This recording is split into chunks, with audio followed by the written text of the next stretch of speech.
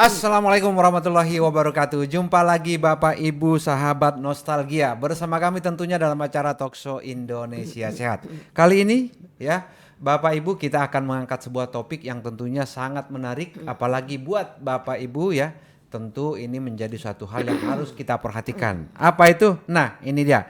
5 penyakit umum lansia yang tak boleh dianggap biasa. Nah, untuk membahas ataupun untuk berbincang terkait topik ini, kita sudah kedatangan ya seorang dokter ya yang tentu juga mendalami ya pengetahuan-pengetahuan lain termasuk juga herbal. Beliau adalah Dokter Endang. Kita sapa dulu tentunya. Gimana kabarnya, Dok? Alhamdulillah baik ya, Alhamdulillahirobbilalamin, Dok ya. sehat walafiat. Cuman Nah, menunggu gajian belum turun. sama aja Oh berarti. sama. Kalau masalah gajian belakangan aja ya. Oke, sahabat nostalgia ya, seperti tadi yang sudah saya sampaikan di awal bahwa topik kita akan mengupas ataupun membahas terkait dengan 5 penyakit umum lansia yang tak boleh dianggap biasa. Nanti kita akan coba bahas satu persatu ya. Mudah-mudahan ini bisa menjadi sebuah pengetahuan baru bagi kita dan tentu juga untuk mewaspadai. Jangan sampai nanti Bapak Ibu sahabat nostalgia mengalami hal-hal yang tidak kita inginkan. Nah, langsung saja Dok. Penyakit umum lansia yang tak boleh dianggap biasa. Nah, ini kalau dilihat dari rating ataupun listnya nih Dok, ini yang pertama adalah penyakit jantung. Ini maksudnya gimana sih Dok? Iya, masyarakat tuh taunya kalau penyakit jantung itu nyeri dada, sesek, kemudian menjalar ke belakang, ya, itu khas ya. Padahal semua yang ada hubungannya dengan hipertensi itu adalah namanya penyakit jantung. Kenapa? Karena semua orang yang hipertensi jantungnya bermasalah. Ada penebalan jantung, ada pembesaran jantung yang tidak umum. Kalau di foto di ronsen dia lebih besar dibandingkan jantung yang sehat. Kenapa? Dibandingkan jantung pada umumnya Iya, gitu. kenapa? Karena dia sudah terganggu. Kenapa terganggu? Karena dia udah nggak bisa mompa dengan baik. Nah, mompanya dibantu sama siapa? Dibantu sama obat dokter. Kalau nggak didoping obat dokter tersebut, mompanya nyut gitu pelan. Tapi kalau dibantu obat dokter, dia baru gitu. Jadi dia sudah kekuatannya sudah sangat berkurang. Jadi tetap dia juga kita sebut gangguan penyakit jantung. Makanya umumnya orang-orang tua. Karena apa dulu riwayatnya? Genetik. Kemudian yang kedua, minum alkohol. Ketiga, merokok. Keempat, misalnya memang hobi makan makanan yang berlemak gitu loh. Nah, untuk sahabat nostalgia gitu ya, tentu Bapak Ibu yang di rumah juga kan pingin tahu Dok, ini penyakit jantung kan nggak semuanya sahabat nostalgia ataupun Bapak Ibu yang mendengarkan acara ini kan punya kesempatan untuk melakukan tes kesehatan ataupun tes jantung. Nah, untuk mendeteksi apakah kira-kira mereka ini ataupun seseorang itu mengalami masalah di jantung itu sebenarnya yang paling gampang itu yang bisa dilakukan secara mandiri ataupun secara pribadi apa sih tanda-tandanya Dok? Tanda-tandanya adalah yaitu hipertensi, tensinya tinggi dengan ronsen itu bisa kelihatan. Tapi yang kedua adalah biasanya saya melakukan elektrokardiogram. Di situ kita bisa lihat jantungnya apakah ada infak, apakah ada udem di sana, apakah ada ritmik yang bermasalah di sana, itu kelihatan semua gitu dengan dengan EKG. Jadi bisa saja MCU dong gitu ya. Yang punya anak silakan MCU untuk lihat ronsennya dan EKG-nya. Itu minimal. Kadang-kadang nggak bisa disadarin juga, dia nggak pernah merasa sakit jantungnya, tapi pas di EKG lah bermasalah, ini ada denyut jantung yang melebar sendirian misalnya seperti itu. Ada Oke. apa nih? Gitu. Oke, jadi sebenarnya untuk penyakit jantung ketika misalnya seseorang ataupun sahabat nostalgia ada yang punya masalah dengan hipertensi ataupun tekanan darah gitu ya, artinya sudah harus lebih waspada berarti ya. Oke, ini ada nggak apa istilahnya kan hipertensi ini kan panjang dok. Ada lebih dari 120 kan orang udah masuk kategori apa hipertensi awal, tipe apa Tensi ringan, sedang, dan Nah, berat. yang punya resiko terkait dengan kerusakan jantung ini yang lebih berbahaya itu di tensi seperti Biasanya apa sih dok? masuk ke hipertensi yang berat. Hipertensi yang berat itu biasanya di atas 170. Oke. Itu biasanya kerusakan atau kekuatan dari pompa jantungnya itu udah mulai melemah. Kemudian apa namanya, dia juga sudah bengkak, biasanya kakinya bengkak karena sudah nggak sempurna. Pompa jantung kan sirkulasi darah kan dipompa secara sempurna, tapi dia nggak bisa secara sempurna sehingga terjadi pembengkakan, jadi cairan yang lain yang muncul bukan darah. Gitu. Oke, nah itu dia sahabat nostalgia ya. Itu adalah penyakit pertama yang tidak boleh dianggap biasa ya. Memang penyakit jantung ini tidak semata-mata diderita oleh kalangan yang sudah usia lanjut. Di usia muda pun jantung ini banyak. Namun sekali. memang seiring bertambahnya usia memang risiko terkena penyakit jantung ini pun semakin besar. Jadi sudah sebaiknya memang harus lebih hati-hati terutama nih yang sudah punya masalah dengan tekanan darah seperti tadi yang sudah disampaikan oleh Dokter Endang. Mudah-mudahan ya sahabat nostalgia tetap dalam kondisi yang sehat. Nah, yang kedua dok, ini juga bukan penyakit yang ringan ya. Ini juga penyakit yang tentu sangat-sangat ditakuti gitu ya. Itu stroke. Nah, stroke ini sebenarnya apakah juga merupakan penyakit yang apa istilahnya ini yang hanya diderita oleh mereka-mereka yang udah lansia atau seperti apa sih dok? Resiko terjadinya stroke itu adalah berarti bisa pecah pembuluh darah, bisa pembendungan pembuluh darah yang mengakibatkan aliran darah menuju seluruh tubuh itu menjadi terganggu dan tidak mengalir, atau bisa di satu sisi kiri saja atau kanan saja tergantung di mana pembendungan di otak kanan, maka yang kiri yang lumpuh, di otak kiri maka kanan yang lumpuh. Dan anak muda sekarang sudah banyak terjadi kasus juga, mereka anak muda sekarang banyak yang hipertensi. Usia 25, 30, kemarin saya habis marah tuh di PT. Usia 30 tahun sudah 3 kali tensi sama saya, tensinya 160. 160. Enggak dong, kemarin masih alasan, 2 minggu yang lalu masih alasan. Saya kan habis naik turun tangga, oke. Diem, 5 menit. Ya kan? Aku ngobrol lah, 5 menit turun. Cuman 5 pas 10. Kamu masih 150, saya bilang gitu. Ya Artinya masih jauh dari normal jauh berarti ya. dari normal. Saya masih maklumin. Minggu kedua saya suruh balik 155. Kemarin saya balik lagi. Kamu nggak biasa, ini nggak boleh. Anak kamu masih kecil Apalagi banget. masih usia 25 tahun. Kamu punya anak dia. 30 30 tahun. 30 tahun. Punya anak dia 1 tahun. Aku bilang, kamu makannya nggak beres. Gitu. Pasti ada makanan kamu yang bilang, enggak sih dok, kalau gorengan aku jarang. Keripik. Iya, saya hobi dok. Kerupuk. Iya dok, saya. Ya sama aja gorengan semua itu. Jebakan itu baru dia bilang, ya dok, jangan boleh ya dok, kerupuk-keripik lah. Saya bilang 1 kerupuk 1 tempe. Aku bilang coba dikurangin gitu. Ini saya lagi pantau. Jadi anak sekarang juga banyak, dan kasus stroke juga ada waktu itu ya. Jadi memang pola makan yang untuk anak muda sekarang luar biasa. Tapi kalau untuk usia lanjut yang sekarang ya biasanya dia juga salah satunya adalah pola makan. Kemudian ada genetik dari keluarga di mana dulunya hipertensi. Kemudian orang zaman dulu itu juga senang asin ya, kalau aku bilang. Ya, senang asin. Entah dia ikan asin, apa digoreng itu kurang asin masih minta garam tambahin. Setahu saya orang tua saya juga dulu suka asin, tapi dulu lama-lama berkurang makanannya. Kemudian dia dulu rokoknya juga lepas, itu yang membuat turun. Sempat naik sih dulu 150. Jadi pola makan tetap.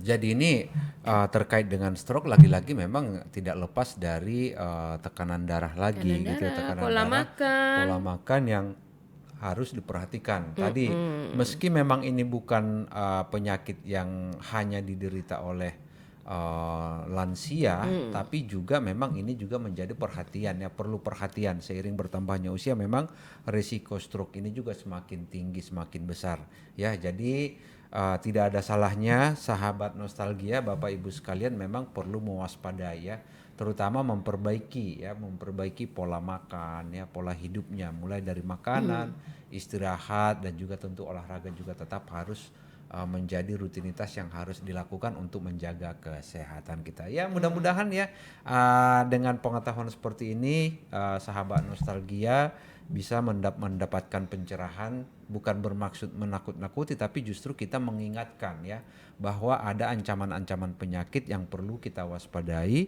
Oleh karena itu perlu sedini mungkin ya sahabat nostalgia antisipasi. Antisipasinya seperti apa? Tentu dengan pola hidup yang lebih baik. Nah, yang berikutnya tentu penyakit yang ketiga yang menjadi hal yang tidak boleh dianggap biasa itu terkait memang dengan diabetes ya. Diabetes ini lagi-lagi penyakit yang tidak hanya tentunya diderita oleh kalangan lansia tapi juga oleh anak-anak muda. Namun konteks kali ini kita berbicara terkait dengan penyakit yang yang tidak boleh dianggap biasa terutama untuk lansia. Nah, diabetes ini kan Dok lagi-lagi termasuk penyakit yang istilahnya ini penyakit yang cukup banyak menyerang.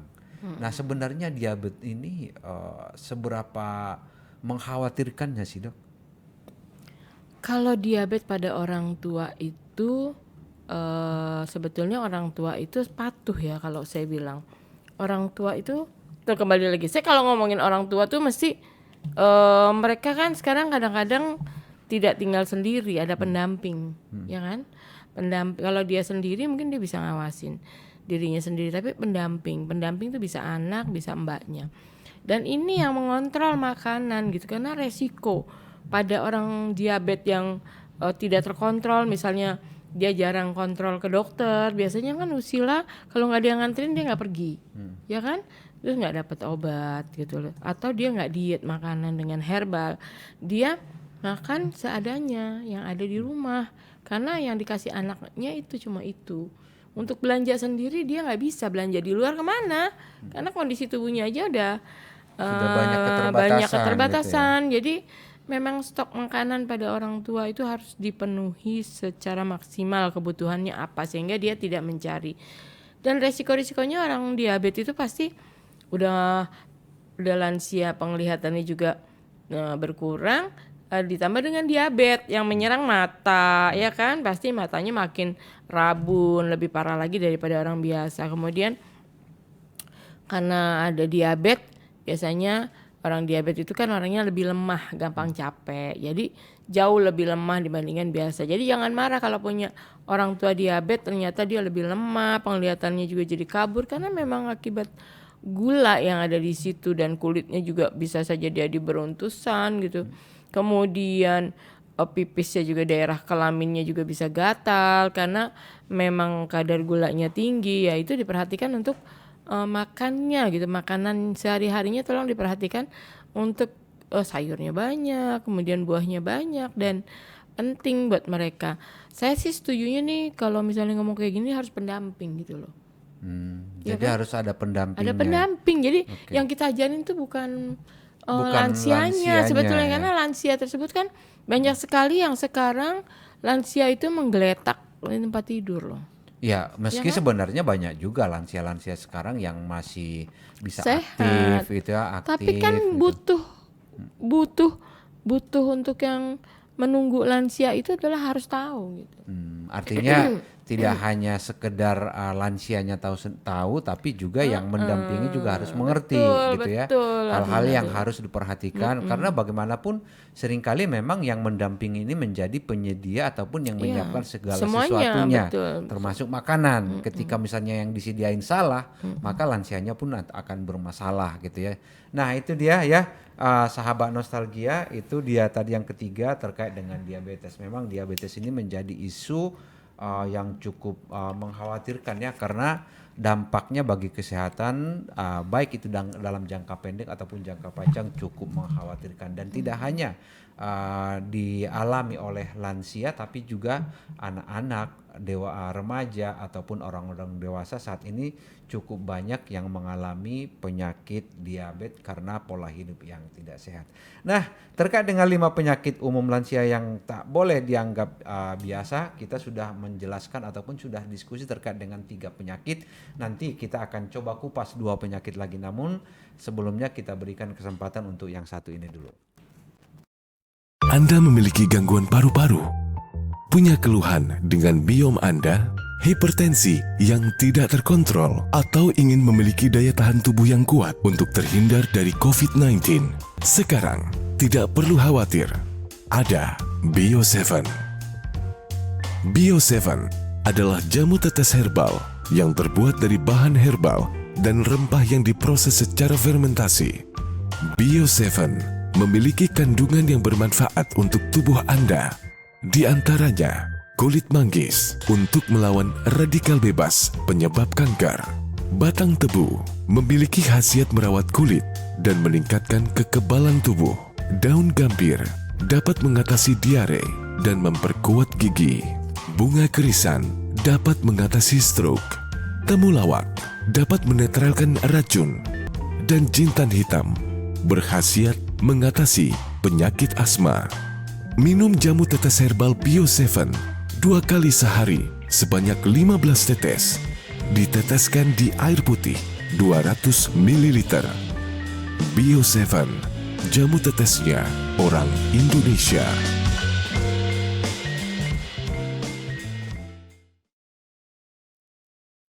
Ya, masih bersama kami Bapak Ibu sahabat nostalgia ya, tentunya di Talkshow Indonesia Sehat. Kali ini kita berbincang dengan Dr. Endang terkait dengan 5 penyakit umum lansia yang tak boleh dianggap biasa. Ya, di segmen pertama tadi kita sudah membahas yang pertama terkait dengan penyakit jantung, yang kedua stroke, dan yang ketiga adalah diabetes. Nah, keempat ya sekarang ya, penyakit yang keempat kita akan berbicara terkait dengan kanker. Nah, kanker tentu penyakit yang semua pasti khawatir, semua pasti takut ya. Karena bagaimanapun kanker ini sampai sekarang belum ditemukan pengobatan yang efektif. Nah, tentu ini juga mengakibatkan kanker ini menjadi penyakit yang sangat-sangat ditakuti dimanapun, tidak hanya di Indonesia. Nah, terkait dengan kanker, Dok, ini kan semua penyakit yang tadi seperti saya sampaikan, penyakit yang sampai sekarang belum ada pengobatan yang efektif ya. Nah, untuk sahabat lansia ini kira-kira seperti apa kanker ini? Apakah memang sesuatu yang apa ya, yang masih sering muncul di usia lansia atau seperti apa, Dok? Kebanyakan sih mereka munculnya dari sebelum lansia ya, sehingga itu adalah penyakit lanjutan dari mereka, dari pola-pola makan, pola hidup, kemudian pola tidur yang mereka biasanya masuk ke lansia itu biasanya stadiumnya sudah stadium lanjut gitu loh. Karena mereka sudah merasakan kanker itu dari sebelumnya, dan ini biasanya terlambat pemeriksaan karena memang khas-khas kanker itu nggak bisa kita prediksi untuk orang-orang, karena nggak semuanya orang itu detail ingin tahu penyakitnya. Ada juga orang yang nggak usah lah, biasa sakit-sakit tua gitu, ya kan, biasa. Mereka nggak mau memeriksa secara detail kepada rumah sakit untuk mencari tahu, udahlah biarin lah orang sakit tua ini misalnya dia nyeri amat sangat, itu paling kalau pas nyeri dibawa ke UGD. Padahal kalau mau tindak lanjut, kalau misalnya nyerinya amat sangat berulang, itu kita cari tahu gitu. Atau dokter dari situnya cari tahu kenapa nih kok sering berulang, ada apa ini gitu yang serius. Tapi biasanya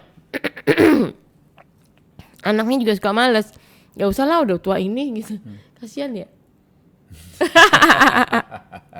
Ya kasihan lah, maksudnya udah tua biarin aja deh gitu ya. Ya tapi gini, memang tadi seperti saya sampaikan bahwa penanganan penyakit kanker ini kan bukan penanganan biasa. Seringkali ketika misalnya yang mengalami penyakit inilah di usia lanjut, memang kasarnya tadi memang ya sudah dibiarkan saja. Sebenarnya dibiarkan saja itu bukan karena sesuatu yang dianggap ya udahlah udah tua ini, bukan, tapi karena memang seringkali pengobatan yang akan dilakukan tadi punya resiko, mengingat usia yang sudah tidak muda lagi. Gitu. Nah, untuk sahabat nostalgia yang tentu yang sudah misalnya tidak berharap ada yang terkena penyakit kanker gitu ya. Nah, bagaimana sih yang semestinya dilakukan, Dok? Ya, kita harus menjaga banget pada saat usia lanjut ya, untuk pola makan, kemudian pola tidur, dan pola minumnya dia, olahraganya dia memang nggak mudah untuk. Nah, kalau udah begini kan berarti untuk si usia lanjutnya sendiri ya, karena dia harus menjaga dirinya sendiri supaya kita di masa-masa tuanya itu jangan sakit. Dan ini banyak kasus untuk orang-orang tua yang suka saya ingetin tuh, misalnya, Pak jangan terlalu banyak makan kayak gini Pak gitu. Misalnya soto kikil gitu. Saya bilang soalnya nanti resikonya tuh Bapak tuh hipertensi, kemudian resikonya juga Bapak nanti sakit sendirian, istrinya udah meninggal, aku bilang gitu. Capek, anak-anak belum tentu ngurusin kita gitu. Dan itu terjadi akhirnya satu saat dia tensinya naik, dia sakit, berarti kan orang tersebut adalah tidak mau diberikan masukan.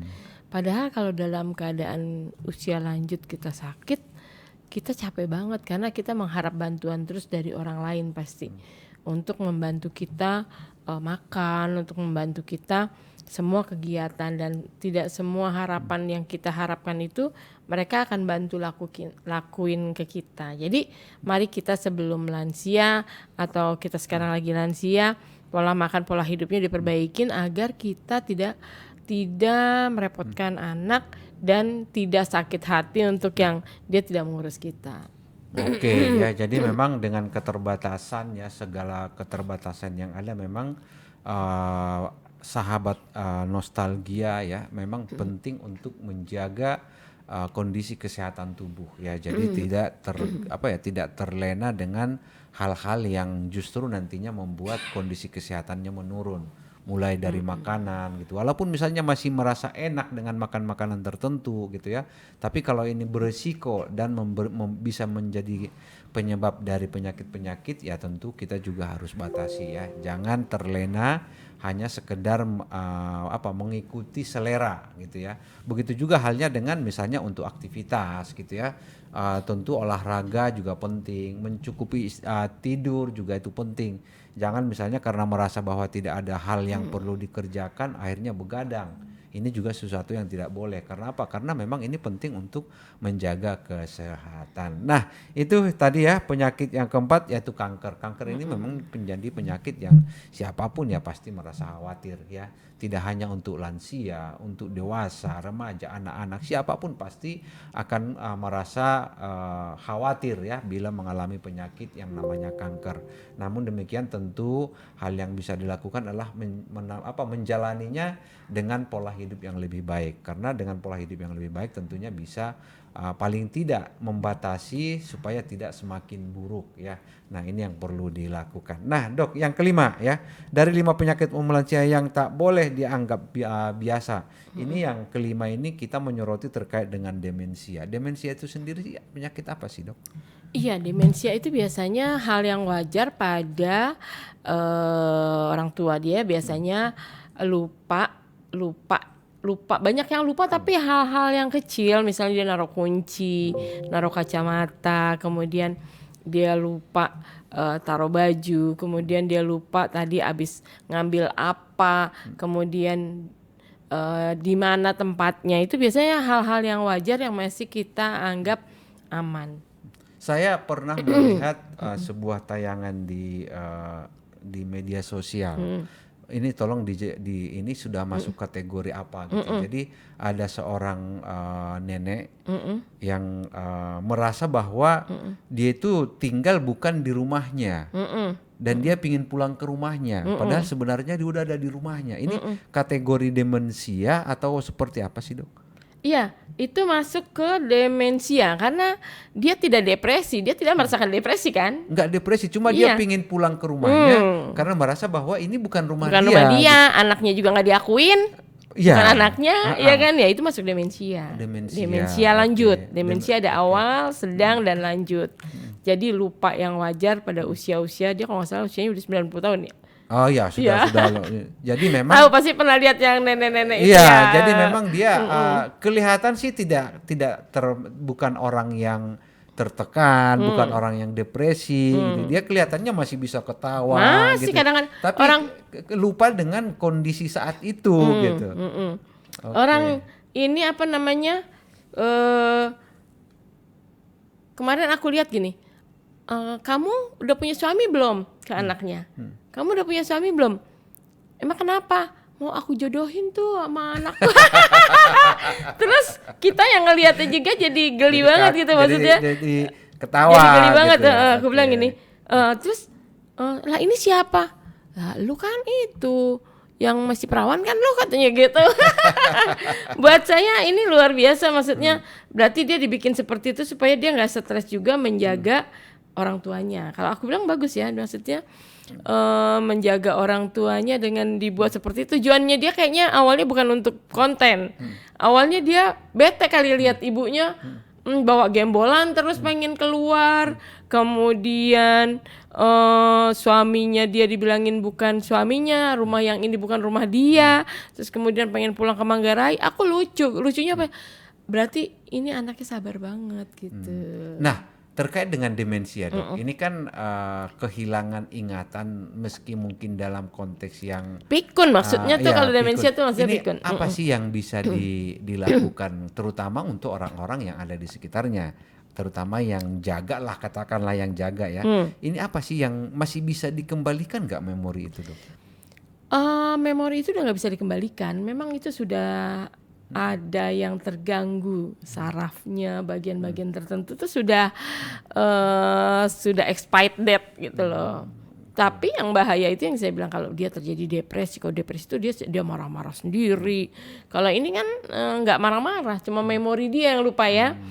Terus kabur, takutnya dia kabur, misalnya keluar itu masih aman gitu. Tapi yang bermasalah itu kalau dia depresi gitu loh. Nah, berarti ini sudah artinya sudah susah untuk mengembalikan gitu ya memori yang ada di otaknya ini sudah sangat susah untuk dikembalikan lagi. Hanya bisa dicegah ya, jangan sampai terjadi hal-hal yang tidak diinginkan. Misalnya pergi dari rumah gitu ya. Ini sangat-sangat berbahaya. Nah, itu tadi ya sahabat nostalgia Bapak Ibu sekalian terkait dengan 5 penyakit umum lansia yang tak boleh dianggap biasa ya. Tentu ini adalah penyakit-penyakit yang sebenarnya tidak hanya 5 ini, banyak sekali, namun kita karena keterbatasan waktu memang hanya menyoroti 5 dari sekian banyak penyakit-penyakit tadi. Tentu ini kita harapkan menjadi suatu masukan, suatu hal yang perlu kita sama-sama perhatikan, tidak hanya para lansia sahabat nostalgia, tapi juga saudara-saudara yang ada di sekitar kita ya. Ini juga tidak ada salahnya membimbing orang tua kita, mengingatkan orang tua kita terkait dengan hal-hal yang perlu untuk menjaga supaya mereka tetap dalam kondisi yang sehat. Nah, itu dia sahabat nostalgia, tentu kita akan kembali lagi nanti di waktu yang lain ya, karena waktunya sudah habis. Kita pamit, mudah-mudahan apa yang sudah kami sampaikan, apa yang sudah dijelaskan Dr. Endang tadi bermanfaat untuk kesehatan kita. Sampai jumpa lagi.